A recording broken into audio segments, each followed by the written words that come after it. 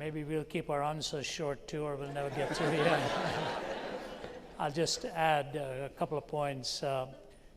Andrew Fletcher, the Scottish political activist of the 18th century, said this: "Let me write the songs of a nation, I don't care who writes its laws."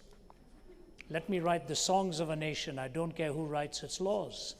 Because he believed music and the songs could steer a whole generation of young people in a different direction, regardless of what the laws called for.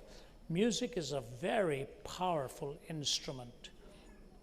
I wish I could say to you I grew up listening to Brahms and Mendelssohn and all this.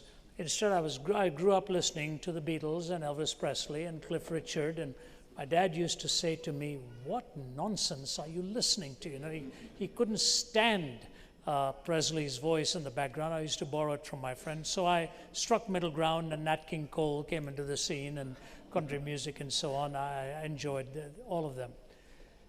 Music will keep changing because tastes will fluctuate from generation to generation. John is absolutely right. Understand your audience and see what it is that the audience really will be engaged with in your music. If he's given you the gift of music, it's a remarkable gift. To be honest with you, it's one gift I wish I had, the gift of playing an instrument, so that I could sit under a tree some night and just sing to myself and not bore anybody else, strum a guitar or whatever, but I don't have it. My wife plays instruments, my children all played, I didn't. The thing about music is that it is the language of the soul.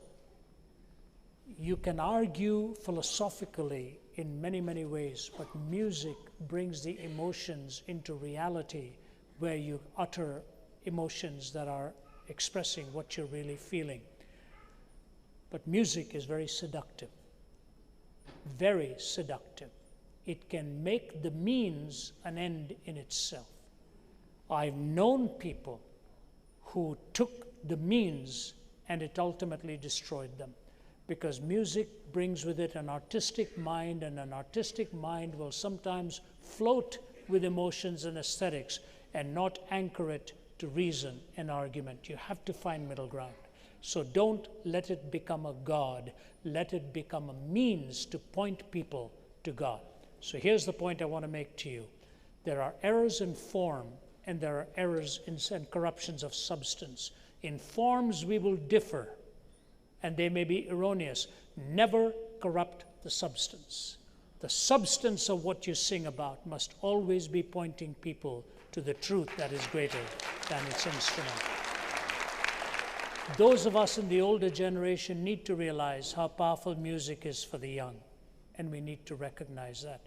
But those who are young need to remember music is a carrier of memories, and if we in our churches forget the older ones, forget the elderly ones, those whose memories have been bathed in certain kinds of songs, and we forget singing those songs, we are amputating them from the past, and that's a cruel thing to do to somebody who wants to live with the memory of all that has gone on in their lives as well. So our churches need balance in understanding the music for the young and the memories for the elderly, and bring together the kind of music that will connect the present to the future.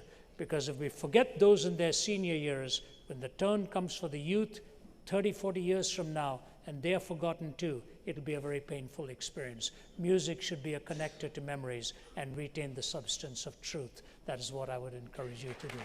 Thank you.